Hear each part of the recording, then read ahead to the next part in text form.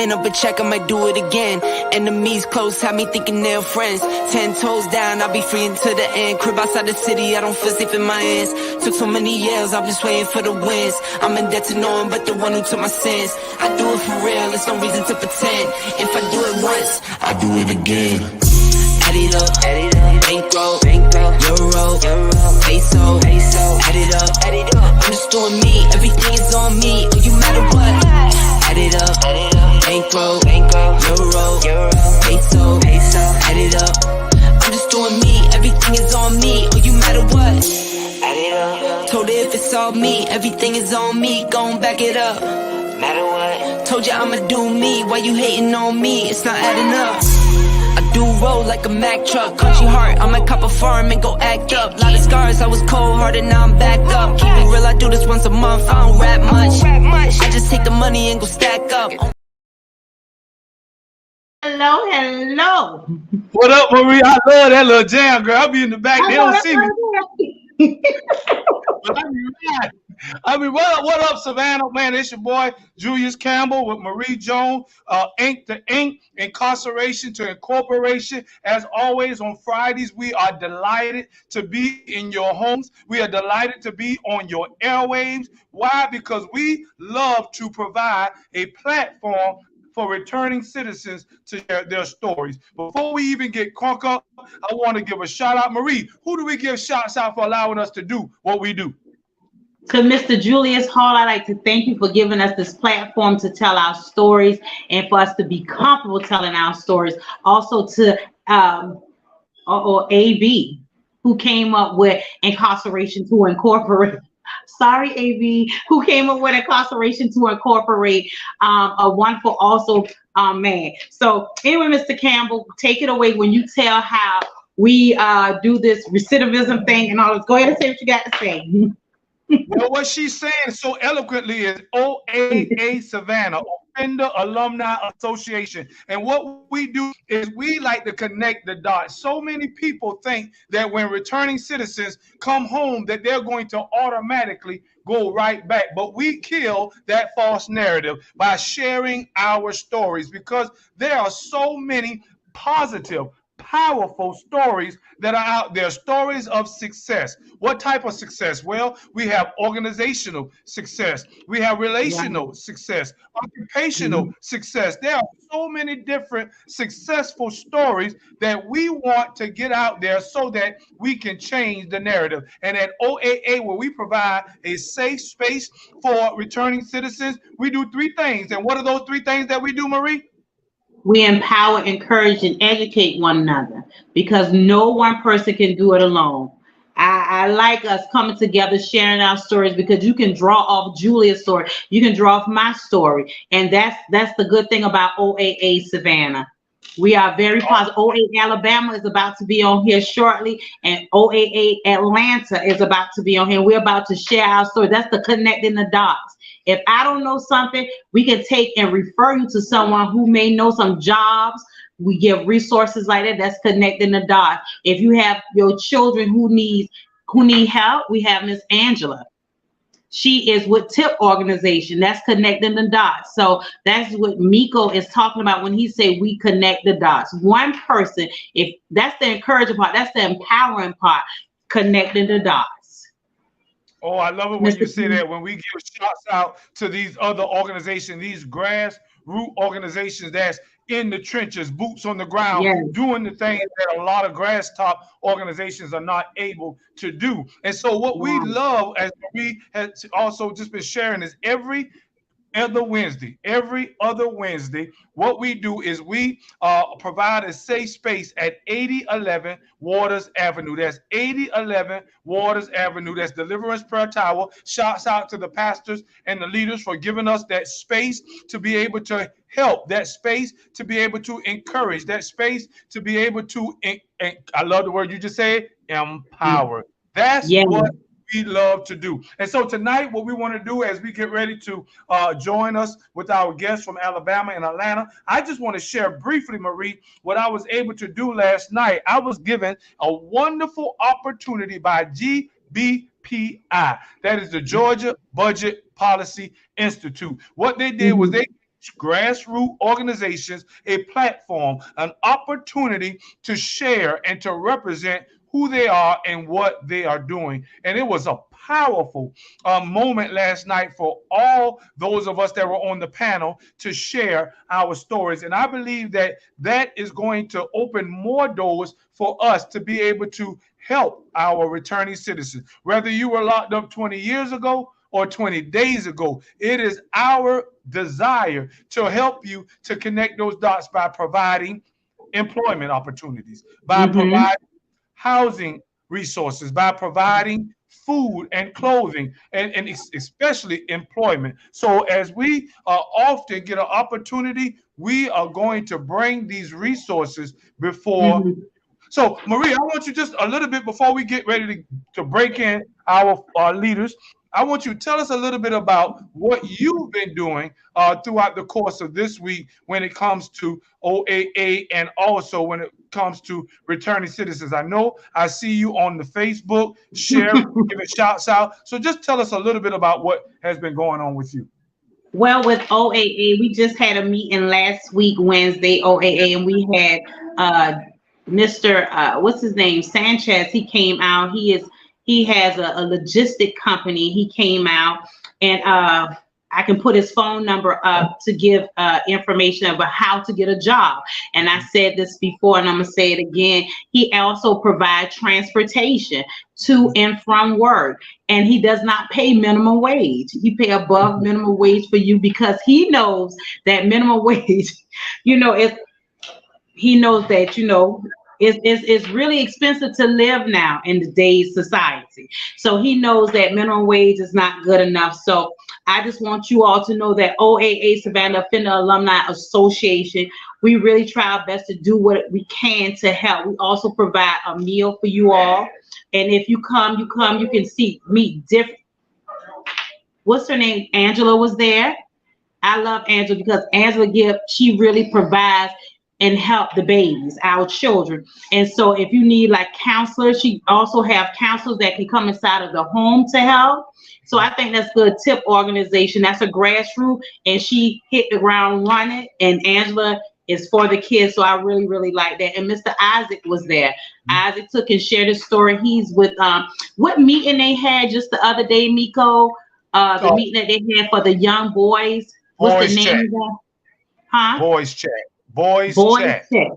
Yes. And guess what? I hear a lot of young men say this to me, Miss Marie, I can't talk to my mama. My mama don't want to hear what I have to say. But let me tell you something, I'm guilty to this. We as parents, we have to take and listen to our children. Not saying you have to abide by what they're saying, but hear them. Because in hearing them, you can help them. You can save them. So is that Mimi?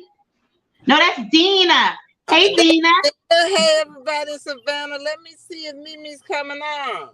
Okay, that is Dina, OAA Alabama, everyone.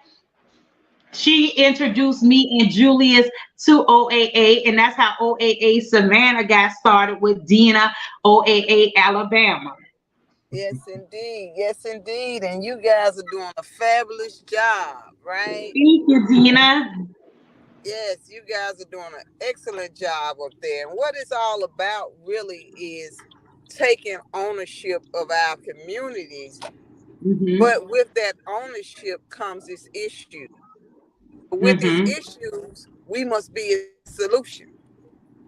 Exactly. And so the thing is, we need to get away from the headlines and the photo ops, right? And really become solutions. You know what I'm saying? If indeed we are approaching this work as a mission and from a heart space, right? We say we care about our communities, we care about the people in them. What is it that's plaguing our communities? And if it's plaguing our communities, then it's plaguing people, right? Right. And we just can't put a Band-Aid on a lot of the issues that we're facing. So I think the number one issue now in the nation is gun violence and youth violence. Exactly. Which we know that's just of the problem. It's a symptom. So I'm a yield there. and let you guys go ahead. And I'm just gonna chime in. I think Mimi is gonna come in from Atlanta. Yeah. And I love what you guys are doing. Thank you. All things relevant. All things relevant. I love Mr. Julius Hall for giving us this platform to speak on things. And you know what, Dean, I like what you were speaking on. You were saying about the gangs, the gun violence. And as I said before, Julius and we had a visual and verbal here in Savannah, and we had the kids from 10 to 7. Well, they were 13 to 17. But I always remember Miss Emily when she said how you see ages 10 to 12 in the ICU unit from gunshots. So Dina, how do you think that we can come together as a community to stop this? How do we stop gun and gang violence with our youth? Do you think that it will ever end? Yes, first of all, we have to see how it began, and work the problem backwards, right? How did it begin? And it has perpetuated. I think that what happened then, when persons gathered around a cause, a lot of clergy and the religious communities was involved in social justice issues and things like that. Mm-hmm. But when we look at it, it started with a gathering of individuals. Those individuals had like minds. They were on the same page.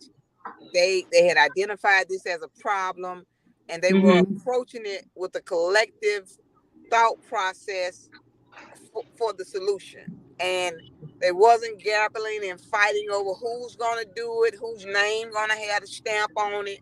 It was our problem, right? And so I think what we need to do is be intentional. And so we understand that for those that are doing the work from the community level and grassroots, financially, it's not feasible. There's not a capacity to do it at the rate and in regards to the persons that are doing it, what they're trying to do to survive, the enormity of the issue and the problem. But I think what we have to do is creatively and innovatively, which is not, because there's nothing new up under the sun, but we need to create gatherings. We need to have real town halls, real round tables. You know what I'm saying? And I don't know how you just, when you get the community out, start with, we're going to target 20 people, right?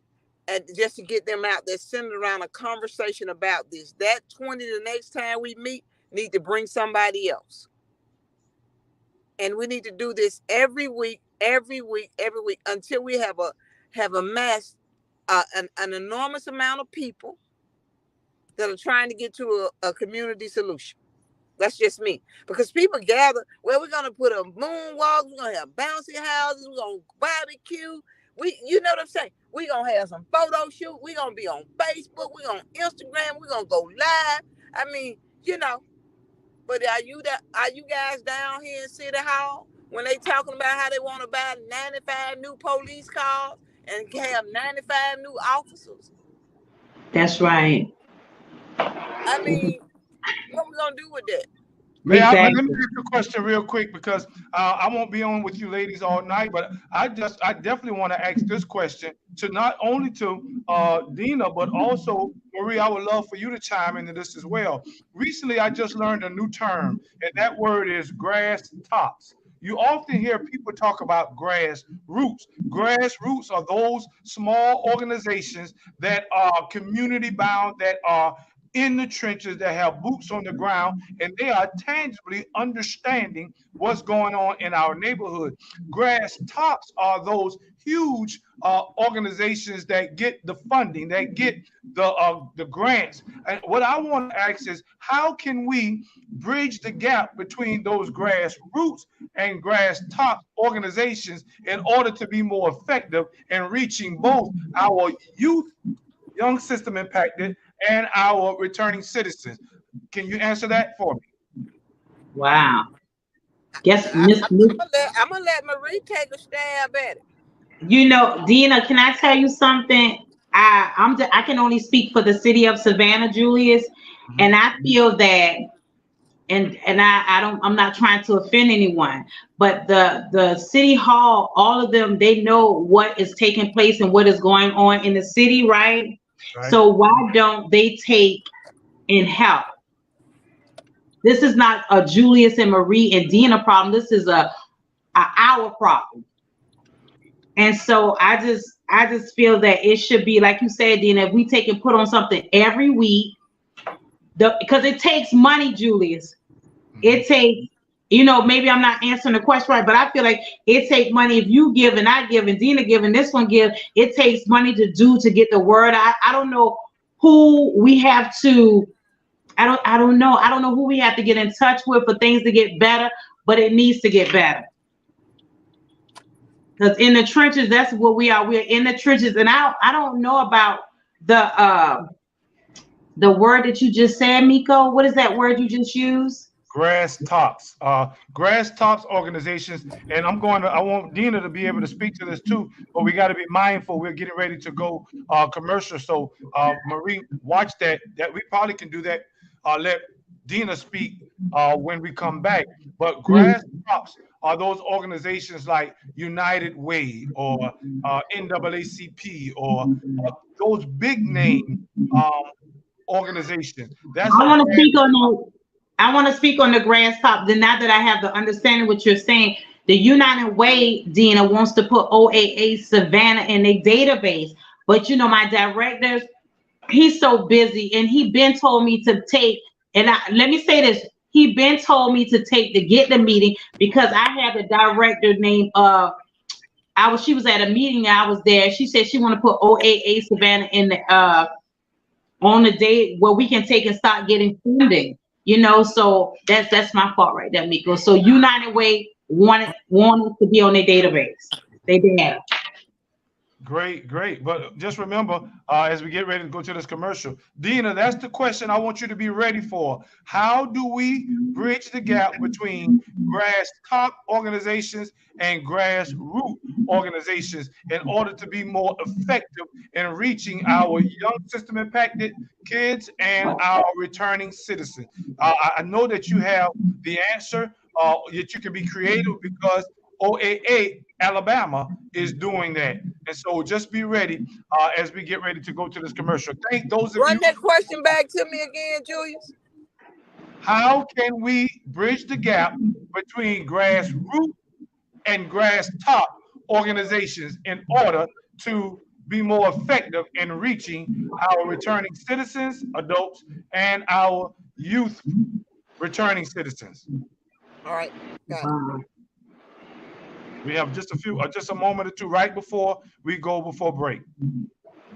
Thank you for coming and watching us. Those of you that are here with us as we get ready to do the station break, I appreciate every Friday you coming in and tuning in to us at Ain't to Ain't along with OAA Savannah.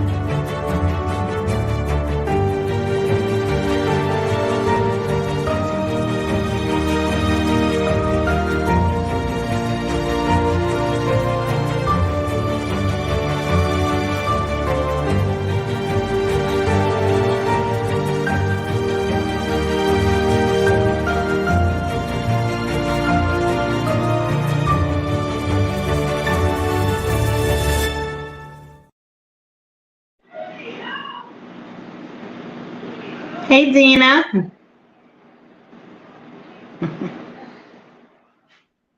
I can't hear you, Dina.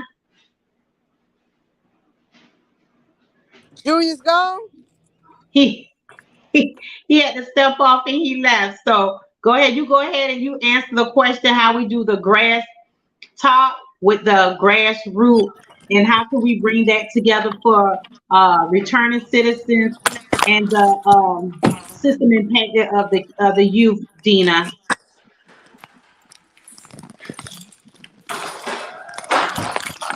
Marie, are you here? I'm here. Can you hear me? Yeah, but I can't see you. Is that something I'm doing, or is this just the way it is? No, that must be something you're doing because I know your screen is black. My screen is black. Yeah, I can't see you. I could have seen, but I can't see you now. Okay, you couldn't see me. I can see you now. Well, this is Marie coming to your hearing, and Dina's having a little technical difficulties. So I think what Dina was talking, what Julius asked about the grass top or and the us in the trenches. I feel that we all it's just about knowing each other. We have to come together at a board. Let's come to the table and let's put it together to see how we can save our youth. That's my answer. I know Dina will have a breakdown of everything. Julius, he had to step away, so please forgive. But we're coming on tonight. Just Dina's trying to come back on. Yes, I'm so sorry, everybody. Do excuse me. Do excuse me. Just trying to get somewhere where I can be stationary and not moving around and everything. So to answer his question is how is it that we bridge the gap between grassroots and grass top organizations? Right. First and foremost, to explain what he explained grassroots, grass top are those larger organizations that have the mission and that have an objective and a scope of work that they're going to be doing centered around a said thing. In this regard, it's about reentry. And so organizations that's been dealing with formerly justice impacted individuals, whether they're youth or adults, that's been doing it over and over a period of time, that's probably been getting funding, and they're always being funded, and they've been around for a while. Those are those larger organizations, those grass top organizations are what they're calling it. And so it's hard for persons that's on the community level, right there in the community, to get monies because they're starting out from a passion in their heart. They may not have the skill sets to get the grants written, may not even know that they can get grants. You know what I mean? It's just a whole lot that goes with that, but yet they're still doing the work.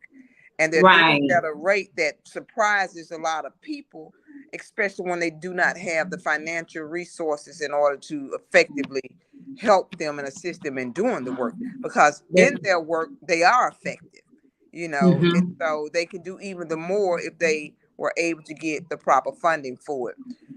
To bridge that, I think you start building relationships with those individuals or those individual agency heads, the executives. How is it that, and have a candid conversation that we've been doing this? How is it that we can partner with you all to do this work? How can we be into a grant? And this is after you built that relationship. Or so I say coming to the table.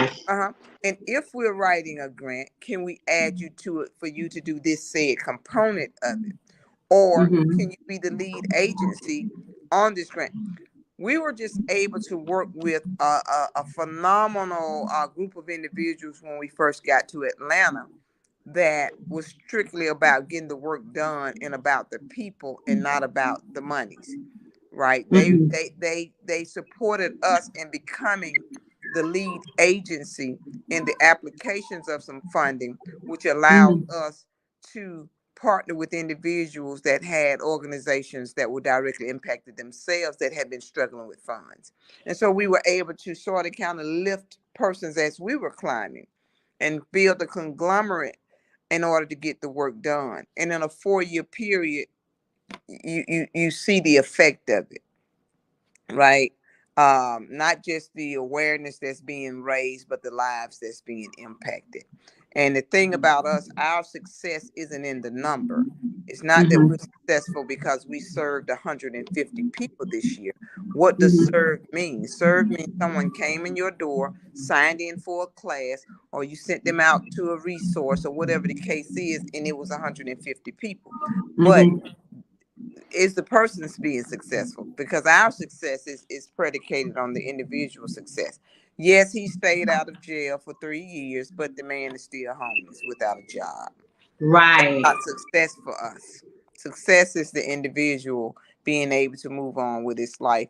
So it's about collaborating, but actually building relationships in order to create a collaborative effort.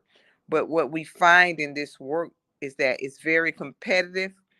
And then people have this thing about an ownership stance, And so it's been very tough over the last 8.5 years in order to get the work done at the rate that we've been able to get it done with grace and favor.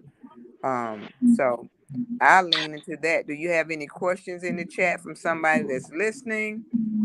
Like Dina, but I want to ask a question. Why does it take so long for a grass top organization to help a grassroots organization? Why do you think if you see, I'm quite sure that they see what's going on in the city, right? And I'm a grassroots organization. Why would it take them so long to reach out to help? Can you answer that? Well, it's not something that they're trying to do. This now is becoming a topic of conversation, right? Okay. Everything starts with a thought, right? Then maybe put some kind of action steps to the thought to try to create some kind of movement. And then if it starts picking up momentum, because of the gun violence that have taken place, the awareness of the need for people to join together from the service perspective. How do we create a service structure that will create wraparound services? So that is what brought the idea into play about true collaborations with grassroots and grass top organizations. Now, does grassroots get the financial backing that they need as grass tops? No. But because they have operated so long in a deficit financially, they're just grateful to get whatever they can so that they can continue to work.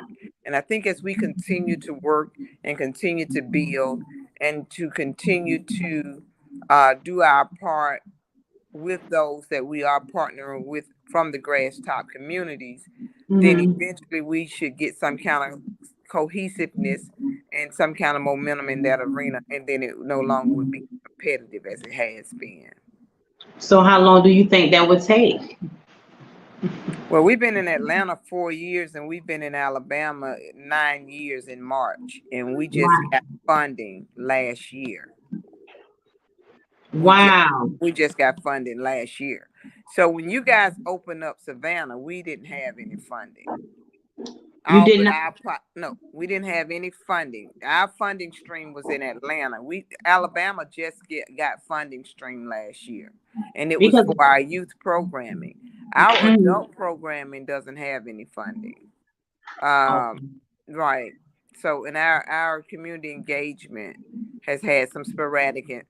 So we pretty much have between our donors, just from regular people that we're so grateful for. UAB has been, which is a university, has been a huge help with just allowing us to assist in some spaces and being able to get small amounts of monies to sort of kind of help with some things when they're doing research and stuff like that on the same population that we deal with. Then because they do not want to utilize us for free, they write up, something contractual. And so we're able to use that in a general fund to do certain things that we need just for operational costs. Right. You know what I'm saying? And so anything else, we sort of kind of just been patching up out of our pockets. And like I said, our faithful volunteers and our faithful contributors, whether that's $50 or $150 a month, but right, be encouraging people to donate to it, because we are truly doing what we say we're doing. You know what, Dina? Mm-hmm. How long have we been? Oh my God, Dina. Mm-hmm. I'm sorry. How long have I been a part of OAA? At 2 years? Yeah, about we came up. Yeah, actually, Ron and I was there. I want to say in January, like the end of January, but we may have came up in February. I got the pictures in my phone to prove it. Yeah. And so, and you guys kicked off in April. So I think we may have started the conversation 2 years ago. Then we came up and visited, and you guys, you know, got your marching orders. I mean, because you already had it in your spirit and in your heart. And that's right. 2 months, you all was gone, and you've been rolling ever since and doing some fabulous stuff up there. And the thing is, who's doing family engagement? Who's doing youth work? Who's doing adult work? You know, what are the needs that's in our community? You know, jobs, housing, resources. And COVID really hadn't helped them. Right. In the defense of other people. COVID, it really hasn't helped any. So Mimi is not gonna. Is Mimi gonna be able to join us tonight? Dina has went off again, you guys.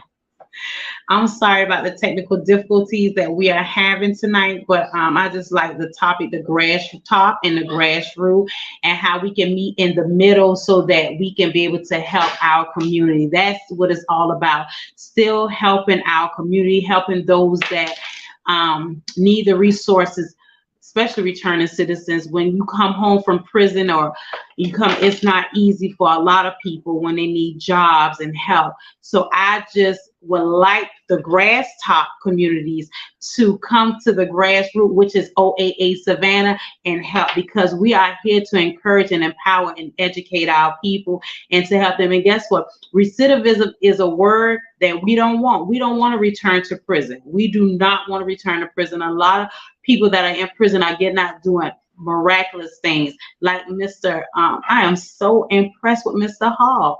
I really am impressed with Mr. Julius Hall. I just want to give a shout out to him tonight. This is his production, and being that he was incarcerated.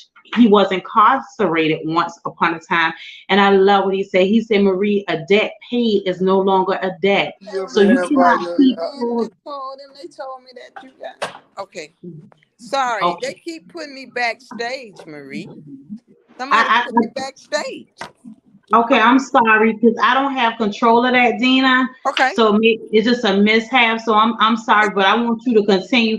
I was just saying, Dina, that I want the grass top community to take and get to the grassroots community, which is OAA Savannah, where we can meet in the middle and have a common ground, because it is still about helping our community. And I was giving a shout out to Mr. Julius Hall, which was he was incarcerated, and I love what he always says. He said debt paid is no longer a debt, and I'm just so impressed with him, because now he have a production. I think this is his production company. He have a safe space for allowing us to come on and to speak our heart, to speak our mind, and there's no judgment. So I love that, you know. And I was just I could hear you. I just wasn't on myself. Okay, I do apologize. He's done a fabulous job, and I think the vast majority of individuals do not know that people do leave their past behind, and you know, and actually become productive and contributing members of society. And I think the more we're talking about it, so I commend you guys for your bravery, because it takes a brave person to keep your stuff out there. When you, like he said, we no longer have a debt. It's been paid, right? And so I think we just keep and sometimes, because we are passionate about what we're doing, oftentimes people take that passion as an aggression. But it's really not. It's just you feel so strongly about what it is that we're doing and what has to be done. You know, the need is so great. Right. Yeah. Then you know what? I want to commend you because, like, when I first met you, you blew my mind when you said the judge gave you 114 years. I said, how do one man judge a person and give you 114 years? Not a violent crime, but 114 years. And you hit the ground running, Dina. I think you are so phenomenal in the way you just do things and the way you speak. You and Julius Campbell, y'all two is something else to me, but I really, really like to commend you, for the work that you do, because you're in the trenches and you're not just in Alabama. Before you know, you'll be in Washington, D.C. somewhere. Well, Marie, I appreciate your kind words. You do not give yourself enough credit. Oh, I wish you can listen to some of this stuff. I wish you can hear how impressive you are. Someone who was that called me, and it was one of the ladies that we ended up on the line with that next morning. That lady, she was on there talking, and I think it was my cousin. We call her she's part of the alien class, right? She's not a drugger. She's not a drinker. She's not a criminal. You know what I'm saying? She's none of the things. And I'm saying to myself, how did she get and see Marie on live? But you had said something profound that had touched her.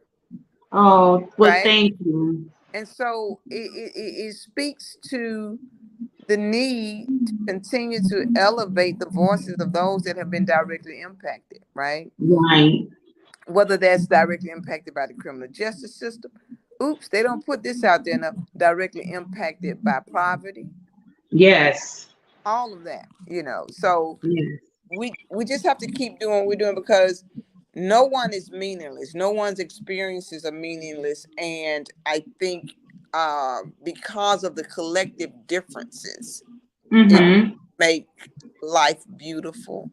And so, and being able to appreciate others' experiences that may be different than yours, that actually allows us to tap a little bit deeper into humanity and be okay with the fact that we're not alike. We've done and said and been in some places that may be undesirable, but there are some things that lead to that. And to speak to that, seeing a little girl on the porch the year before last, I want to say in 21, and I'm driving up through these projects to get to my other office, and I noticed that she didn't have on any shoes. Then it was a way that she was on the porch, like she was confined to the porch, but she wasn't. But there wasn't anything vibrant about what she was. No kind of light about what she was. And then when I noticed her barefoot, right, it took me all the way back to dirt roads and chicken, just things that I imagine times of old was like for people. Right. And the separation and the struggle in the separation and the harshness of the separation and the economic status that the separation created.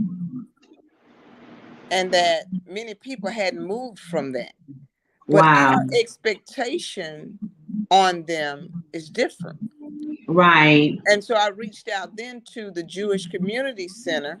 The community center, not for Jewish people. It was really built because of the divide. And that at the time, the Jewish people of Birmingham was treated like any other nationality that wasn't white.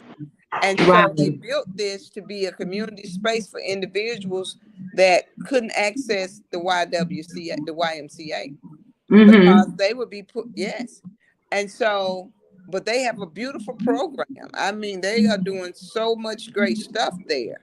Over the years of building it and building out as a school, it's just a whole bunch. It's an elderly space where they can come in and utilize their Olympic-sized pools. It's a whole lot. Camps, it's just great.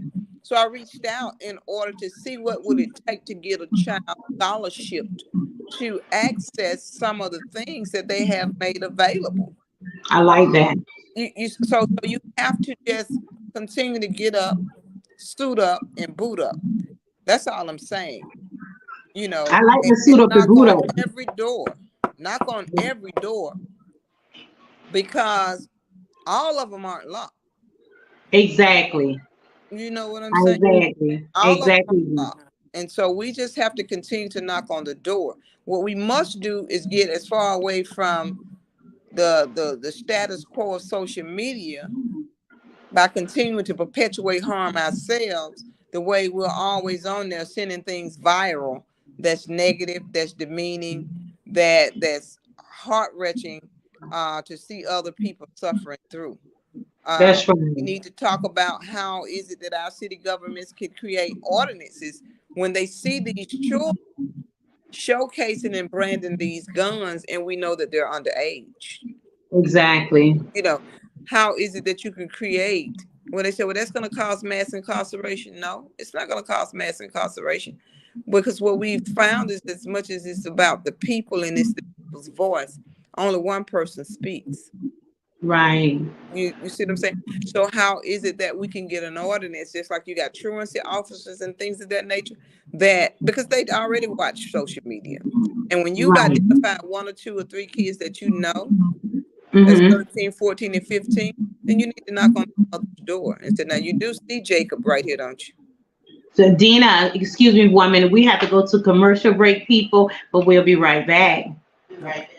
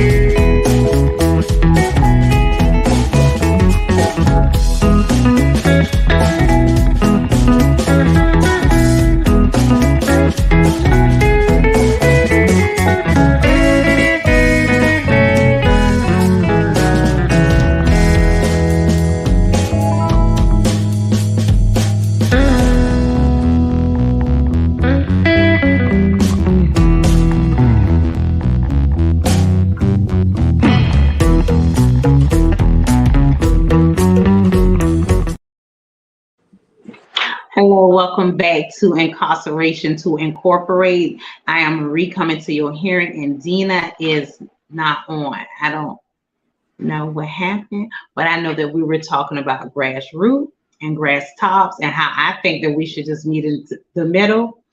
We were talking about our children, how we need to take and what we need to do to help. Oh, there go Dina. I'm here. And so how we need to help. And so I just think, Dina, now I want to ask you a question. I need need some men. Whatever the question is, I need some men. Okay, I say it. Please say that. Say I need some men in Savannah. I'm talking about I need some men in Savannah who will help. And I know it's plenty men in Savannah that can help. So what you say, Dina? Go ahead. So my thing is, where do you start? Dina, you know what you said? I like what you said, that knock on the door. Knock on the door to me, we can get, like, you know how I do my talks in the morning time.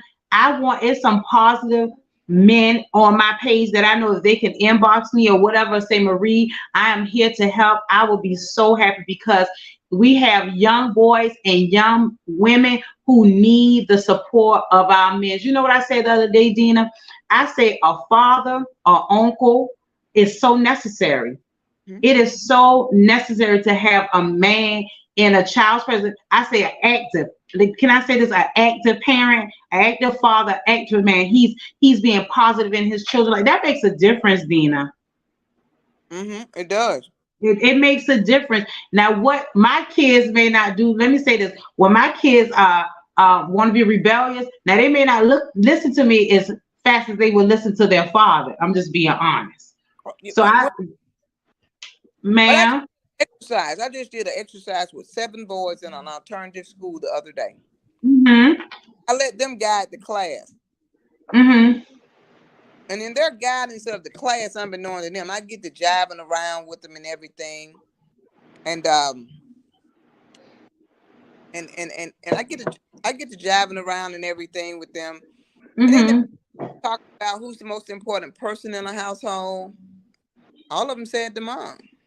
Wow. Well, Is it that's because that's all they have in the home is the mom? you want to sit over here? You want to have a chat with us?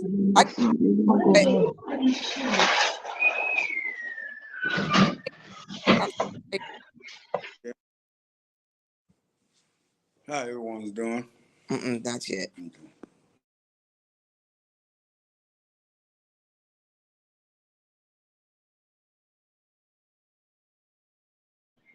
Now, what you said, Dina? So I got a I think he likes for me to do that. He said I move too much. Okay, go ahead. So and this is one of my guys, one of the mentees that I've been honored to have journeyed for a couple of years with, and a phenomenal guy. And so I say I need men.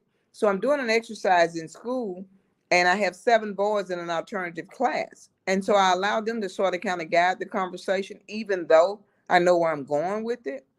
And I said, well, who's the most important person in a household, especially after one of them, 16, said that he has a child.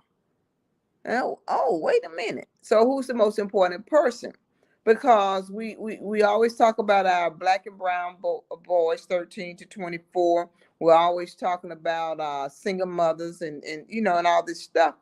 And so to introduce them to that dynamic and how do it come about. And so our thing is a household. Well, we do know that it's going to take a male and a female to have, and so whether they in the household or not. So let's just say a household is made up of a house without the dad, a house with the dad, a house with the dad and the mom, a house with the mom. Well, the thing is, we want to center it on the men because they're young men. And I said, we something else. How, you gonna be? Yeah, I'm gonna take care of my baby and me. I said, you open it up. You just trying to get money. You're gonna want to get money after school to take care of yourself. And I said, well, you got a baby though. Well, yeah. I said, well, what if you run into a crazy lady like me with these dreadlocks? Because who she already know, don't she? But because we separate, because we can't get along anymore. There's no communication. There's no understanding. It's out the window that we still have a child to raise together. Right. Now, one little boy out of nowhere screams out loud at 14 years old that he's just going to put himself on child support. I said, you going to do what? So now we got to have a lesson on how this system works when you're talking about child support. Right. We talk about how, because I'm going there with them. But then I asked, how many kids got the dad in the home and like him? One kid raised his hand. How many kids got the dad outside the home and don't like him? 3 of them off the bat raised their hand. How many kids got the dad in the home and outside the home and they like him? Well, 2 got the dad outside the home and they like him, right? But one of the ones that like the dad outside the home aren't on speaking terms right now. We ain't on speaking terms right now. Like, then he's the same one that's going to put himself on child support. Then the other that got the dad outside the home that does not like him either. So I said, well, there's one category that we did not put up there. What about the child that got the dad that he does not know? Wow. So now we start talking about the money factor when it comes down to child support. Well, the guy that got the dad in the home that likes his dad, I'm going to use him as a dad in the home with your child. How much a month do you think you would give to your children, your child? Right. He says, well, depending on how young the child is. Well, I guess about $400, $500 a month. And he's in the house. Okay. Well, if the child is older, he said, like me, that's probably working. You see? So we're having this dialogue. Now, the other that doesn't have the dad in the house, one of them said $5,000 a month. He gonna give his child. Wow, he got a good job. Whatever it is, $5,000 a month. Tell me you're gonna give $60,000 to this child for whatever it is, So, but they don't know this. It sounds good because we got to bring the reality to their level. Right. And understanding now that when you're paying child support, well, I already know she's gonna probably get her nails done and everything like that. I said, no. I said, let's do this. What does a child need to be okay? And we named off the housing, the this, the that, and everything, the gas to go to the doctor. If the child don't the child have to go to the doctor, oh, that means gas. So they don't know I'm going. But when we get finished, it lets me know the line of thinking that they have, and there's no male figures there to challenge what they're thinking. Right. But all of them said that the mothers were the most important person in the house. Mm-hmm. I mean, for the household, meaning that if the dad is gone, it don't make no difference, as long as we got our mama here. But what is it when you become the dad? Wow. I like that, Dina, because now from my thinking, can I say something? Yeah, From sure. my thinking, Dina, the mama is the most important in the home, right? But you asked them, as you say, but what about when you become the dad? So would it matter if they're in their child's life, long as the mother's there? See, we got to get them to thinking, right? Because you're saying that you're going to love your child. So that means now that the child is here, how will you ensure that you're still in their life, even if you're not in the home? I like we that. have to have these conversations early, because that's what right. we know they're seeing. One little boy has a behavior issue. So I want to ask the male factor here. Yes. How is it that we find men that are willing to help us be impactful in the young men's lives that many of us ladies has to take the charge, not in the home, but now we are leading mentoring programs with little boys in it. That's right. And can't get a man to show up 1 hour a week, even if it's a phone call. How do we find you men to help us with this? We create programs now to start mentoring men to be. I mean, the same way you're mentoring children, us men, we have really veered from the path. We got caught up in the old system of let the woman take care of us. We want to be players. We want to be cool and hip and hang with fellas. So we have lost our way. So now we brought back. Me myself, I have a mentor that's teaching me all over again how to be a man. And it might be sad to say, but it's a good thing, because I am learning how to be a man again. And I'm doing my responsibilities. And it goes by the grace, only through the grace. But as steel sharpens steel, so men sharpen men. The same way it's going on with teaching these children, men going to have to be out again. Us black men, we're going to have to be out. To stand up and take our place and be the leaders that we're supposed to be again. It's sad to say. It's the truth. It is. Can I tell you something, Dina? What he said, I like what he said. I said this, I think, about a couple of weeks ago on the show, and I asked a gentleman at where I work, and I was saying, why don't men step up and do what they're supposed to do? And you know what he said? He said the same thing that you said, sir. He told me, he said, sweetheart, he said, man, we just dropped the ball. He said, if there's no other way to put it, he said, we want to be in the street. We want to go be with this woman, that one. We want to do all kinds of things. We want to be cool. And we drop the ball. And a lot of times they leave the responsibility to the mother. So I commend you, sir, of saying, and because what man gonna get on the air and say this? I think I commend you. I really, really do. And I think it's the truth. They got to pick the ball back up. He picked the ball. Exactly. We got to pick the ball back up, but we got to be taught how to pick the ball back up. I love that. I mean, it's sad to say, but in order for it to be done, it must be done. Right. And I'm just a visionary, right? Yeah. I see things.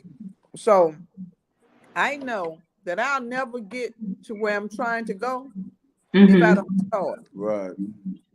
Exactly, Dina. So I don't need 10. I need to start.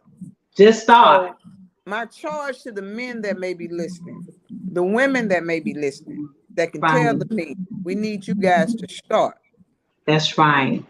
Because I do believe that the way the world itself was created, it was created in a way to multiply.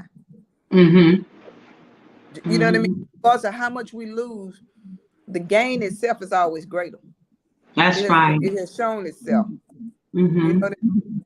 And so, with that being said, because listening to him with a mentor, with someone that's helping, the thing is, how do you find the next person to mentor, to be the mentor to the child as you're mentoring him into manhood? See? I like it. You see how that started? Yeah, because it started with Bob and Bill, man. That's right. But it has to start, and what we are failing to do is start. You see what I'm saying? I like that, Dina.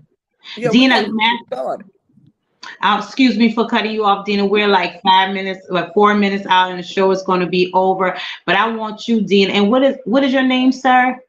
Charles. Charles. I want you, Mr. Charles. I want you just to give. How would you encourage a young man or a man that is listening to the show? Can you speak to them and encourage them before we leave off the air? I'm gonna encourage you by telling you the truth. Stop being to ask for help. Stop being afraid to admit that you don't know what you're doing, and get somebody to show you. In order for us to get help, we got to ask for it. But one thing about it, the reward of it is going to be, once we get it, the only way we're going to keep it is by giving it away. That's how we spread. How it be from one man helping another man. You know, I have learned to stop walking by my brothers that I see down in the hole. Today, I'm in a position where I can jump down in the hole with them and help them up out. You know, let me show you how to get up out of this hole, because I have been shown. I have learned the way. Now let me show you. It can be done, but it's only going to be for those that want it. A lot of men need it, but it's only going to be for the ones that want it. You know, I like that. Yeah. And all the change, we have to change. I love that. Thank you, Mr. Charles. Dina, Shannon, you got 1 minute, Dina. What you got to say? All I like to say is, I'm gonna keep getting up. I'm gonna keep tying my boots up. I'm gonna keep praying, hoping, and believing, in spite of what it looks like and what it feels like. I'm gonna keep knocking on doors. I'm gonna keep doing what I'm doing. I'm gonna keep throwing the fishing rod out there, trying to reel them in. That's right. But we got to keep this conversation going. We will. The next step is to knock on, starting with the largest gatherings happen on Sunday throughout this country. We have over 280-some-thousand churches in the United States. That's a lot of churches. D, I love you so much, and thank you, Mr. Charles, and thank you, Mr. Julius Hall, and thank you, AB, and thank you, Julius Campbell. This is Marie coming to your hearing. I hope that you all enjoy the show tonight to get the encouragement, the empowerment that we need from one another. Now we are calling in the men and the women, but especially the men. How many will take the opportunity to help? Thank you, Dina. I love y'all. Good night. Right, everybody. Y'all have a safe weekend. You too. All right. Bye.